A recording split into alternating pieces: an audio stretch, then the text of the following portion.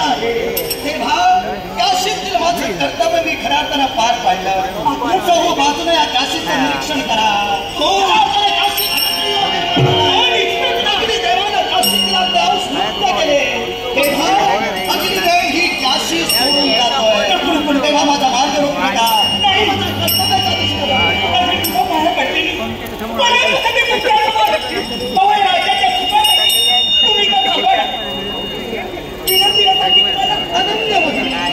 तुझी विनंती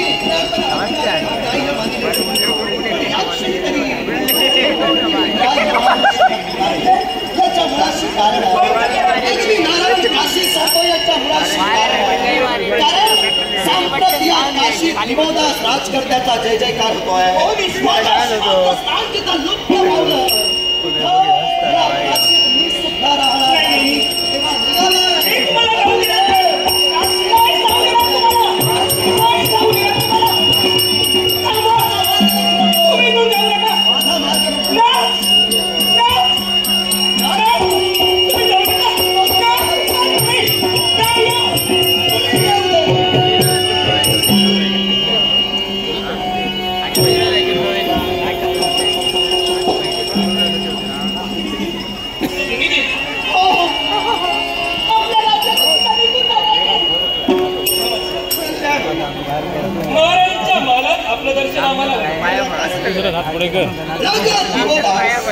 मुळात राजा रिपुंजय होण्या विश्वाची ख्याती कीर्ती होती.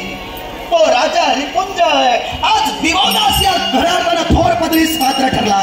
तेव्हा राजा दिवोदास अग्निदेव हा पंचमहाभूतातील तेजाचा देव अगदी नारायण मुळात आपल्या कर्तव्याशी युक्त आहे. तेव्हा माझा मार्ग आपण रोखू नये.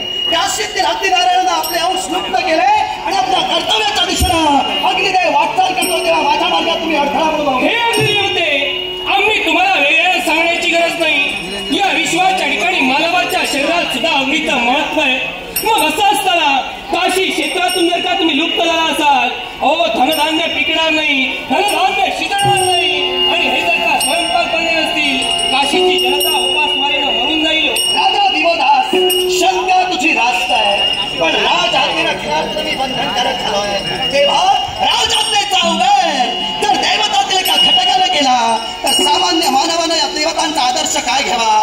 तेव्हा देवराज देवेंद्र महाराजांची मला आज्ञा आहे काशीतील अंश लुप्त करून अग्नी नारायण ही काशी सोडणार हा माझा मनाचा निर्धार आहे. तुम्ही तुमच्या राजकर्त्यांच्या आज्ञेने केला त्याआधी तुम्ही ज्या जागी उभे आहात तुमची भूमिका अगदी सरळ आणि स्पष्ट आहे. पण या राज्याचा राजकर्ता मी आहे. तुम्ही झटा तुमच्या राज्यासाठी मी झटेन माझ्या काशी क्षेत्रासाठी. समजा समजता दैवतातील घटक खऱ्या अर्थानं राजाला आपलं प्रमाण म्हणून तुझ्याशी प्रतिकार करेल पण काशी सोडल्या वाचून राहणार नाही.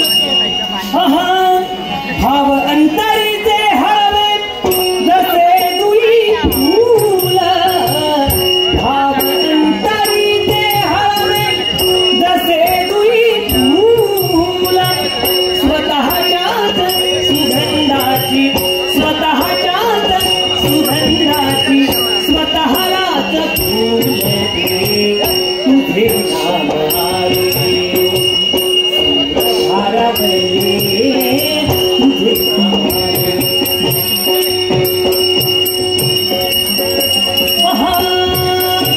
नको धानची पड्यावी नको भिन राग नको धानची पड्यावी नको भिन राग झोपेतही वेगाला झोपेतही वेगाला झोपेतही वेगाला येते आहे जाग तुझे नाम सुरा भारावाले आहा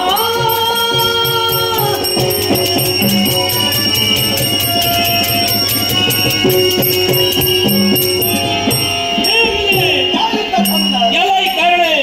नाना विना मी आपल्याला विनवणी केली पण या काशीतून जायचा हट्ट तुम्ही जर का माघार घेत असाल तर आता दिवादास तुम्हाला सांगतोय चला काशीला तुमची गरज नाही. या पवित्र काशीतून अग्निदेव अग्निदेवतेला आव्हान दिलंस. अग्नी नारायणा काशीत तुझी गरज नाही. जा काशी सोडून जातोस तर जाऊ शकतोस. काशीत थांबण्याची इच्छाही आता अग्निदेवाला नाही कारण तिथे तिथं अग्निनारायण कधी थांबणार नाही. पण तुझ्या आव्हानाला अग्निनारायण प्रति आव्हान देतोय. एक ना एक दिवस अग्नीचं महत्व काय आहे याची प्रचिती करून देईल.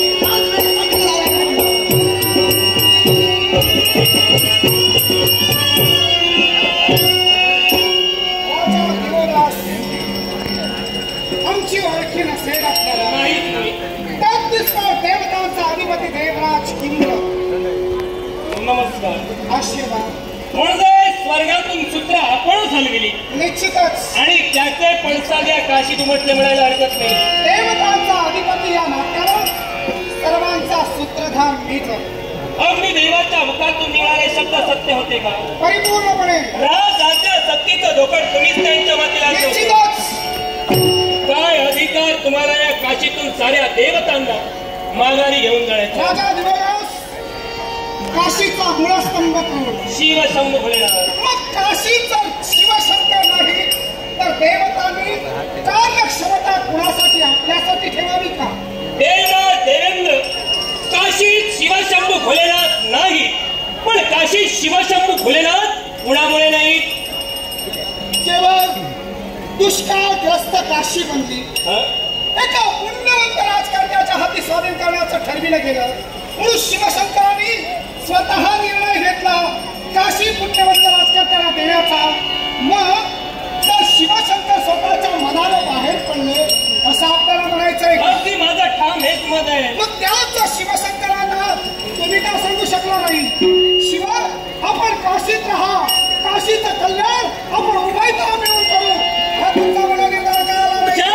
60 वर्ष या काशीवर वर्षण पडलं आणि शिवशंभू भोलेनाथ जर ते करू शकले नाही, त्यांना जर काय का पुण्यवंत क्षत्रियाची गरज भासली तर आम्ही का त्यांना सहकार्य करावं आणि का त्यांना आग्रह करावा? देवराज, केवळ तुम्हाला इथं बोध करण्यासाठी आलाय.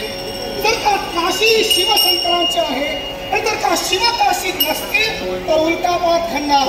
देवतांना राजा दिवदासची गरज नाही, पण शिवशंकरांची गरज आहे.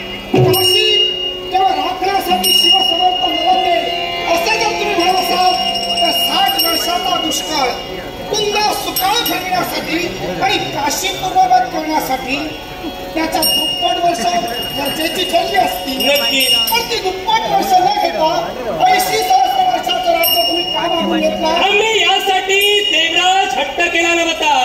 आमची केवळ विनवणी होती आणि या विनवणीला अनुमोदन साऱ्या देवतांनी दिलं होतं. 80 सहस्र वर्ष न मागता कमी वर्षही मागू शकला असता.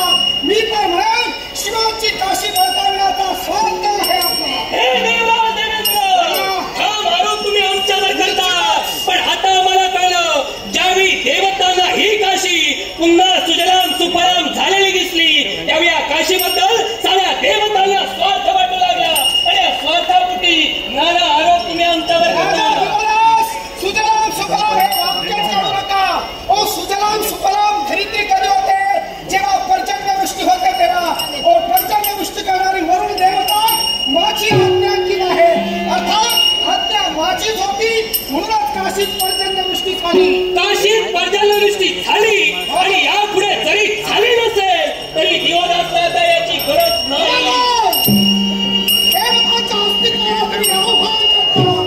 कुणी देवता बसला तरी काशी सुखी चालणार. नक्की. तुमचा हेतू असेल राजा होणार नाही. राजा होतोय नाही म्हणून तेव्हा तुमचा स्वर या देवताला मग साऱ्या जनतेसाठी आणि काशीच्या हितासाठी देवतेसमोर एक सामान्य मानव अतिशस्त्र घेऊन उभा राहील.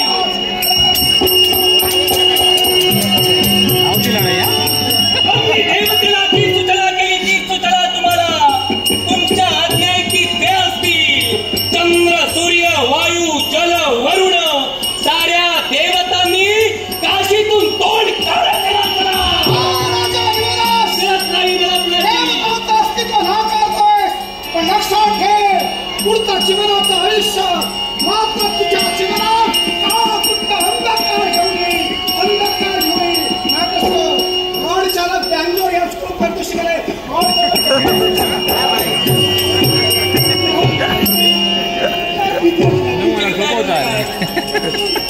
तोपर्यंत दिवस सक्षम आहे. आमच्या भक्तीला आमच्या दयाने आमच्या पुण्यात एवढी ताकद आहे. पहा ठिकाणी काशी ओसाड पडू लागली. पण यावेळी नीत सूर्य, नीत चंद्र, नीत वायू, नीत जल, नीत अग्नी, नीत वरुण काशी पुन्हा ओम नमः शिवाय. हर हर महादेव. हर हर महादेव.